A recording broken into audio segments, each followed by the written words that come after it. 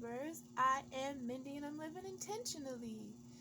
I think I'm just gonna vlog. I went to the Korn concert that my mom, out of the blue, remembered I love Korn, bought me tickets for me and a friend.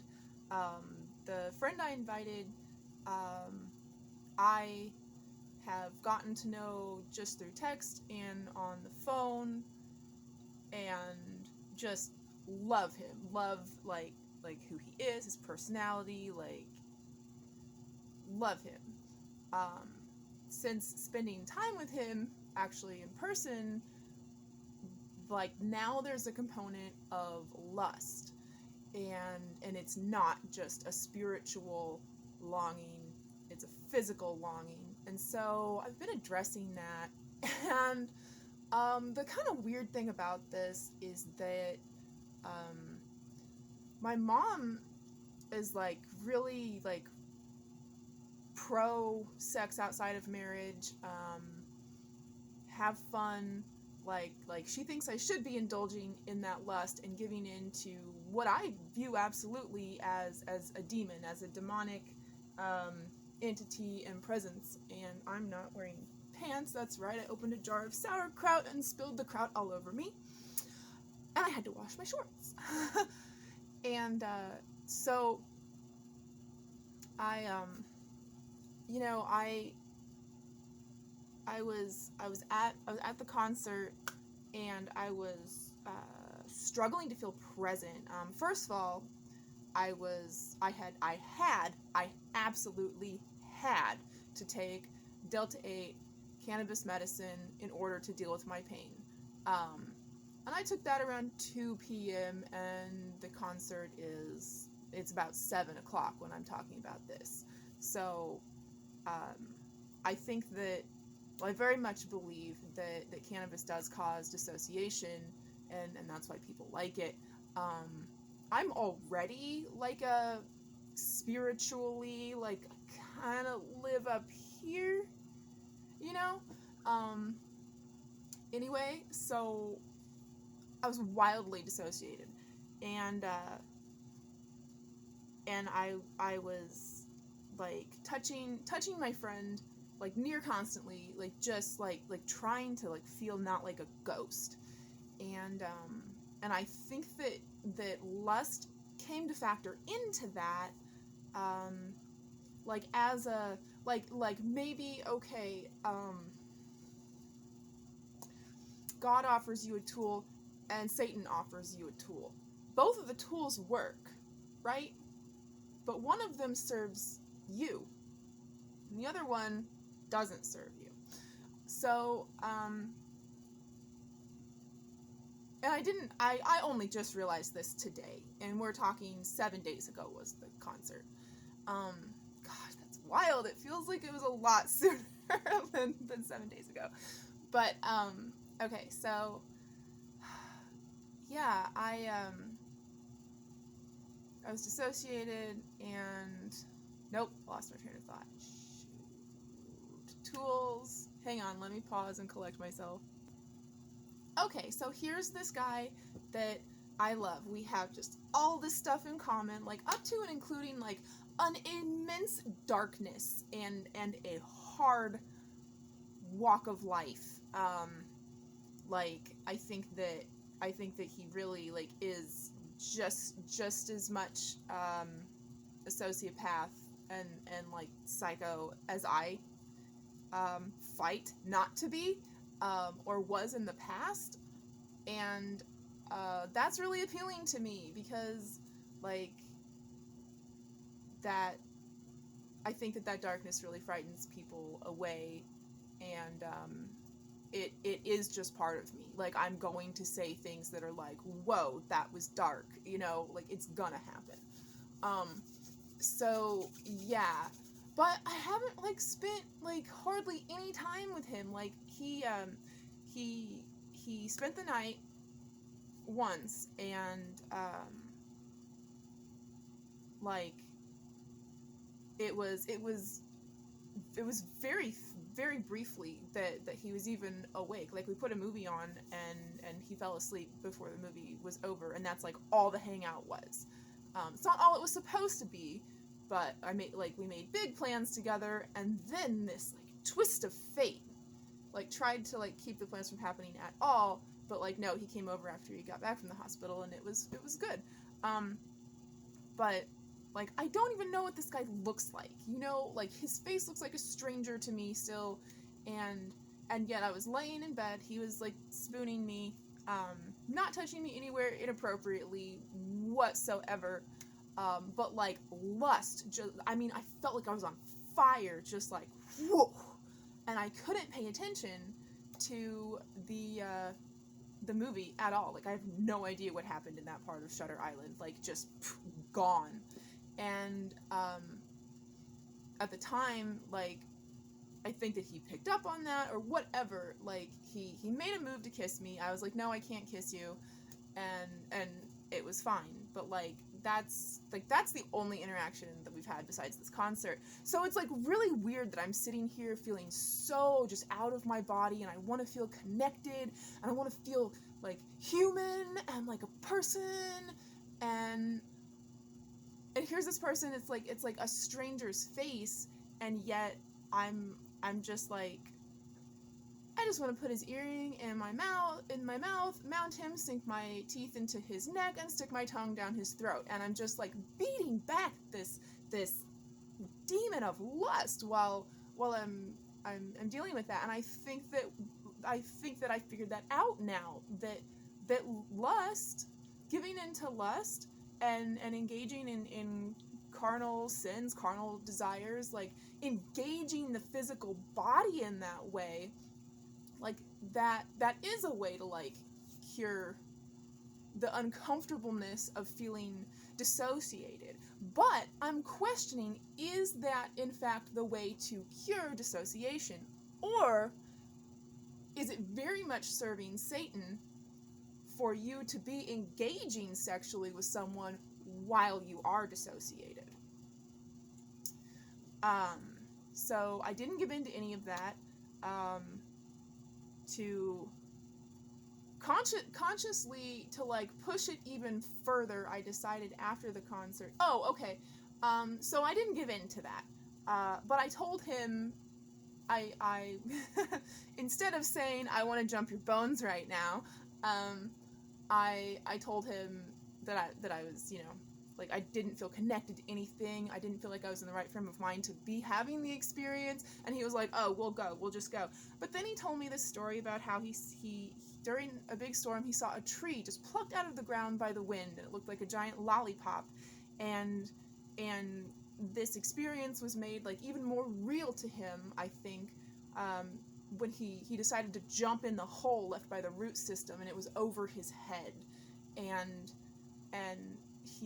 he said, like, some of the greatest forces are invisible. Like, you're connected. Even if you don't feel the energy, you're connected to the energy. And I was, like, just, like, using a tree story to comfort me. Like, it's like he's not new here. And I was comforted. And then later, not much later, he was like, oh, I hope that he comes out playing the bagpipes for a while. That would be great. And, like, that was when I was like, whoop, back in my body, engaged, present, excited to be there. Like that. I don't know why. It, like, he said that and it was like a magic spell was broken. That's all I can explain for that. But after the concert, we held hands in the car, like, all the way to his place, and he wanted me to come over, I wanted him to come over. We couldn't. We have responsibilities as adults. And, but I saw him in, and, like, alone in his apartment, there's plenty of opportunity for me to be bad. That is, engage in sexual stuff, not have sex with him, obviously, and I'm like adamantly not having sex outside of marriage, so so I wanted to test myself. I really did. I really did consciously want to test myself, and I went in, and that was, I passed that test, and I really feel like I passed like a big test. And so here's the thing, I didn't feed lust. I didn't engage with him inappropriately. He also did not at all take any of my like earnest, like, I'm so glad we could have this experience. Like, I think the world of you. I think you're smart and funny and awesome, and I'm just in awe of you so much of the time that I can't even be myself, and like I'm way cooler than what you've seen. And I think there's something really magical going on here, and I'm not gonna mess it up. You know, like he didn't take any of that closeness, long goodbyes, awkward praise, like none of it. Did not take advantage of that. And in nearly every other experience with every other guy in my life, that's when they make their move. When there's the eye contact, there's the sincerity, there's the I value you in my life, thank you, I love you, you know? So, you know, he passed a test too, I guess, but I wasn't testing him, I was testing myself. And, so I was just like high on that concert, like Afterglow. Okay, I've been going to shows. I've been going to shows alone or with someone who, like, they'll take me, they don't want to be there, right? But I've been going to shows, and you know this if you follow me. And the afterglow from a show usually, like, is gone by, like, midday the next day. This concert, afterglow all the way until Saturday. Saturday, I woke up, felt like I was in hell, but I was meeting my mom for lunch, so that makes sense. But, I've never had afterglow last that long. I mean, I was just, like, on cloud nine. It felt so good. So here's examination of this. I did not feed lust. I passed a huge test, like, for myself, and so, like, I haven't felt like the need to climax in order to get to sleep. Like, masturbation is like an addiction for me. I mean, if that's what I've been using to get to sleep, like, for, 17 years of my life, I didn't masturbate at all until I'd already had sex. I had sex when I was 18. I don't know what that math is, but yeah. Like, that's remarkable. But not only that, my addiction is television, hugely. I went from Monday until Saturday night. Yeah, Saturday night I watched TV. That's the longest I've gone in my entire life, abstaining from watching television. There's a TV that, now, not that I've ever gone from watching television. I have lived a very hard life, okay? But that I was choosing not to turn on a working television. I have internet connection, could have streamed anything, and since the concert, I have not fallen asleep to the TV. I have not needed to fall asleep. And what's more, what is completely remarkable, which I cannot report for my entire life, I had to have a cassette playing in order to fall asleep. It would not happen at all. All my life, I've needed something to fall asleep to. This is so profound. I'm not even falling asleep to music. I'm laying in the silence, in the darkness. I'm not really praying, not really. Like, I'm like, oh, thank you, God, for this, oh, I just feel so good. But, like, not really formally praying. Just I have been participating in peace like I have only known through one other experience, okay? When I spent Hall Week with my best friend in Illinois, laying in her bed, in her room, I experienced peace of mind, mind, body, and soul like I had never known. And I was not without misery. I was in pain while I was visiting her. I had excruciating headaches while I was visiting her. And yet, that level of peace that I felt laying in that very pink room, like that, like that's the only other time that I can say that I've experienced that, and it is just like so profound to be able to say this and to be experiencing this. Like not only have I like turned a corner, or something has happened with the addiction of lust, but like the addiction of distraction, I'm not even sure anymore why I feel I need something in the room to distract myself from falling asleep. I will tell you 100% honestly, as a child, when the world got quiet, it was like I could hear everyone's thoughts. It's like, and it would grow. Like I'd start to be like hear like all the people in the neighborhood, and then everyone I went to school with, and then it was just like this cacophony, and it was maddening, and I couldn't make out voices. I was hearing other languages that I didn't even understand, and it's like looking back now, it's like, oh, well, maybe I was actually hearing like all the prayers of everyone in the world. I don't know.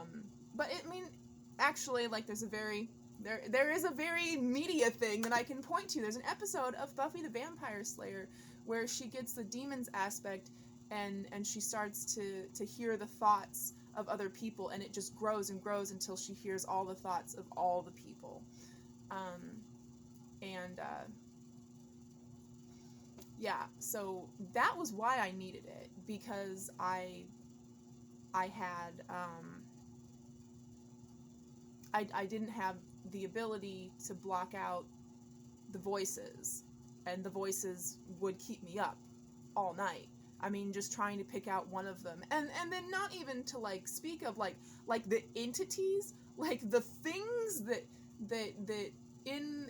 in the night, in the darkness, that I would see in the room, and I mean like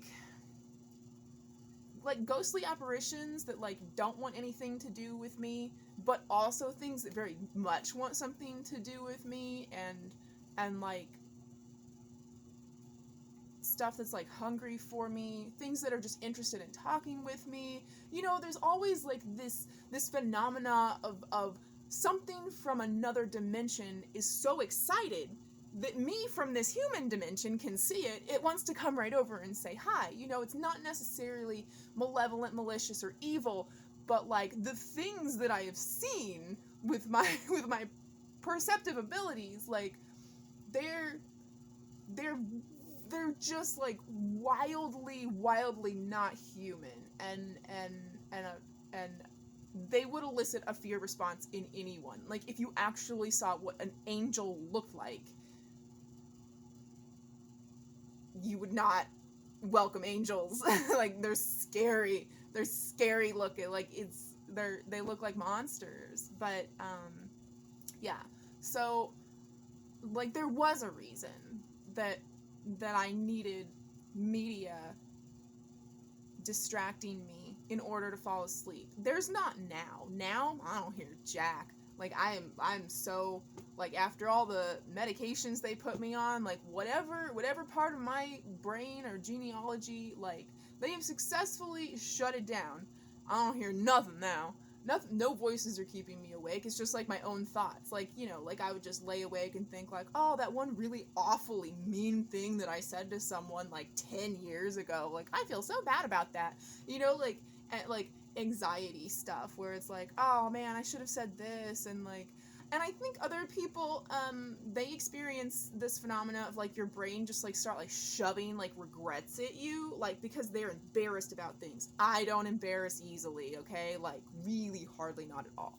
So I think for me, it's not embarrassing moments. It's times that I wronged people, that I was evil to someone, that I was ashamed of how dark, of how malicious I was in the past.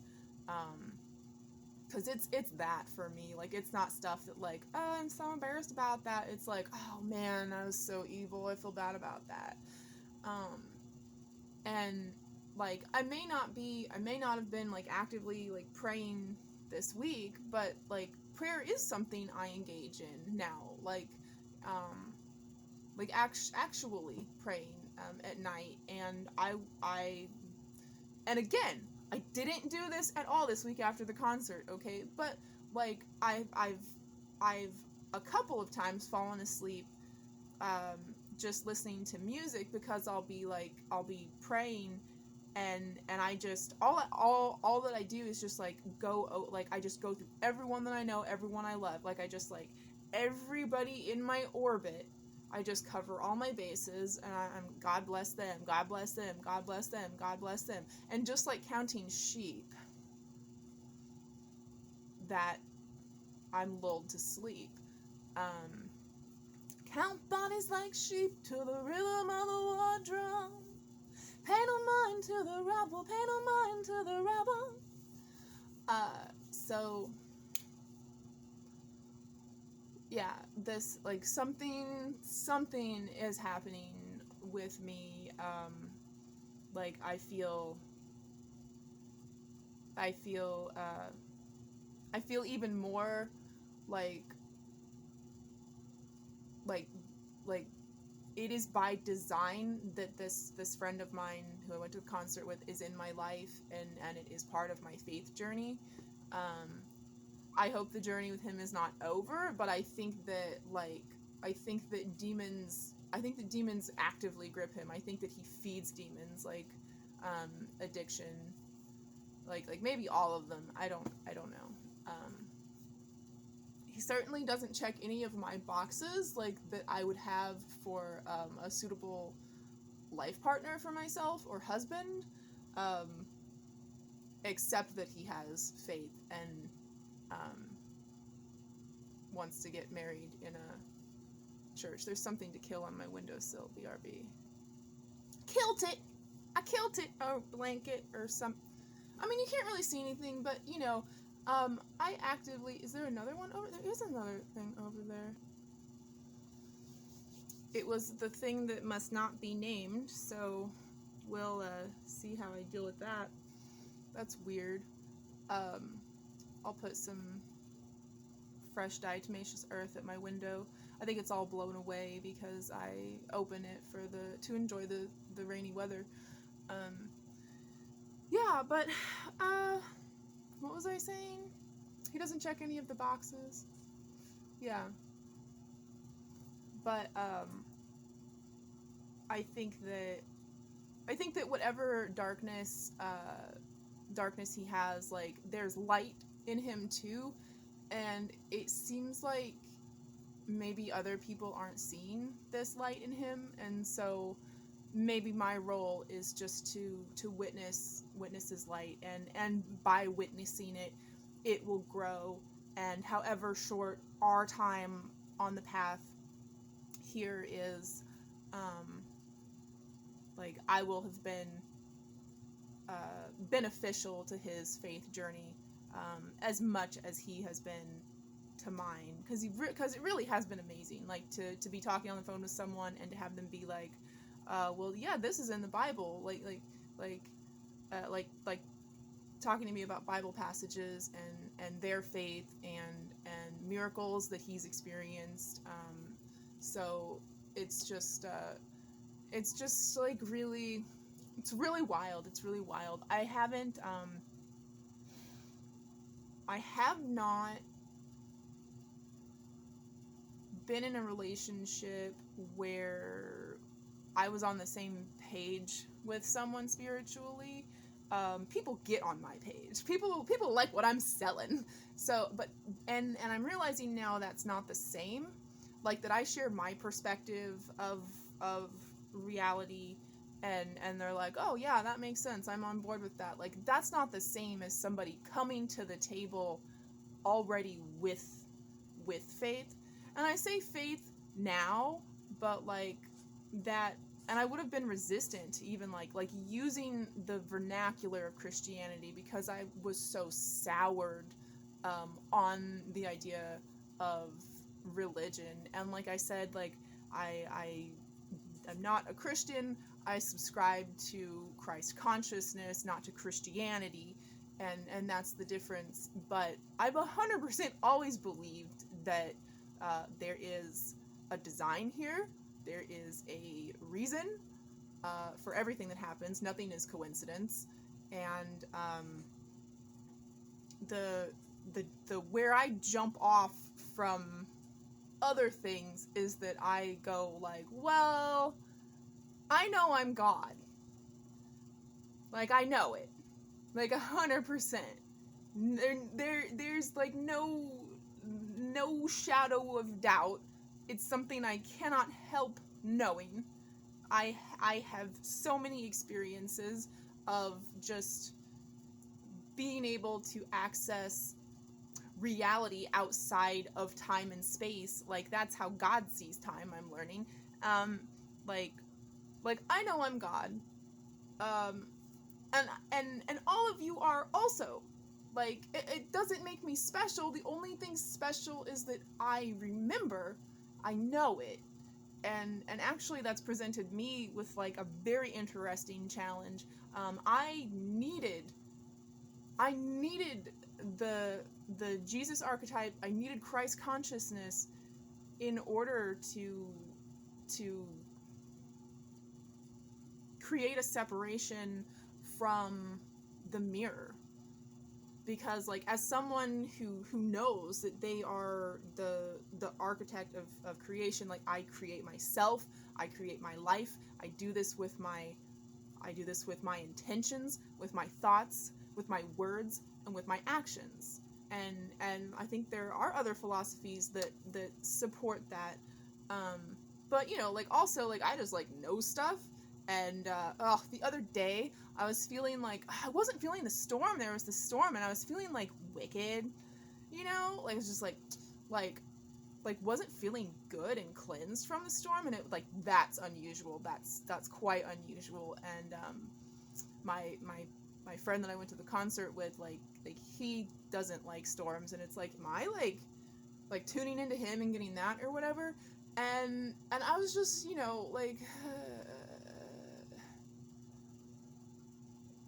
I was like, you don't want me to have power. You don't want me to have power. Like, I'm trying to let go of power. Like, that's the challenge. Like, the whole power dynamic that created the hierarchy, that created the capitalist patriarchy, like that is on its way out. We are building something new here. So letting go of power, letting go of the reins is something that I need to do. And so I just like looked, I was like, you don't want to give me power. But, you know, I did this, and I like kind of did this from the balcony, and then bang, and like not even 30 seconds later, ambulances and police cars rushed to exactly the point where I was pointing. And it's like, right, like, did I do that, or do I just know what's going to happen? And I used that opportunity to further illustrate to myself that I do not want to engage in the energy of power. That's evil. That's evil. And the lust of power is one that I have spent my life overcoming. And sex is about power, and yeah. So that's all I can think to say. I really got to get this diatomaceous earth down. So I'm gonna do that. Yeah, it's just so profound. I felt like turning the TV on today. Today was the first that I even felt the urge to turn it on. The other night I was like, you know, like, abstinence is great, but like moderation is key, right? So I was like, well, I'm eating my leftovers, gonna turn the TV on and watch while I ate leftovers, and then I turned it off and I went to bed. I felt like turning the TV on today, and I didn't. I did engage a lot more with my phone, like being on the internet, because I wasn't as busy. Yesterday, I kept busy around my apartment, like cleaning, unpacking, organizing, that kind of stuff. So today, I felt the difference in that. Like, I wanted to get up and do more, but like, I need to be careful that I don't do too much. I don't want to put myself in pain. And now, I don't want to put myself in pain because I don't want to deal with, like, the fact that masturbating is a way that I deal with my pain. I don't know if I mentioned that. Did I mention that? I was down for the count, like completely high on Delta 8, the cannabis legal gummies, just masturbating myself into oblivion for 2 weeks because like that deals with pain. And like I'm thinking like if climaxing helps me deal with this pain that I have, like maybe sex would also. But like I can't have sex until I get married, so I don't know about that. And I'm thinking also, like, the other hypothesis that I want to try out is that maybe just maybe the pain that I have is like a curse because I have been having sex outside of marriage. Not just that, I was a sexual predator about it. And like I used it to wield power. So like maybe if I have sex within marriage, I won't experience the excruciating pain. Like penises are full of razor blades, and my husband will make love to me in a way that miraculously cures my excruciating pain. I don't know. I feel like I'm being a lot right now and doing a lot right now, and I think that tends to happen because I really only have like about 2 weeks out of every month that I get to be like a person and engage with people and be social, and I tend to like really like do that hard. Man, yesterday I danced hard to, kind of hard, not as hard as I did at Korn, but I danced pretty hard to System of a Down, their first album, which is their best album, and none of the other albums need to exist as far as I'm concerned because I really didn't need the reflection of a lot of it, but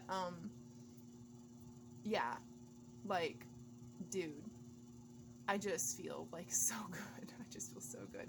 And my pain is like so low. So low. So low. For so long. It's like, it feels like a miracle. Like, it feels like I'm experiencing a miracle. And, yeah. Oh, and like something that came of getting together with my mom at lunch, which, oh, we could talk about how the devil danced behind her eyes and she slapped me against the wall of the past trauma and into the future, what are you going to do with your life trauma, and never letting me be in the present because the devil does not want you to be in the present. And I sat there with my Uncle Steve, my brother in Christ, best friend of my father from my childhood. He was there when I gave birth to. I don't know that I would have been able to face that and hold on to any ounce of grace. Grace, you could just consider that light. Like, if not for him there by my side, I did battle. I'm proud of how I kept my cool. I lost it a little bit, but that's okay because I can strategize better for the next time I battle that thing.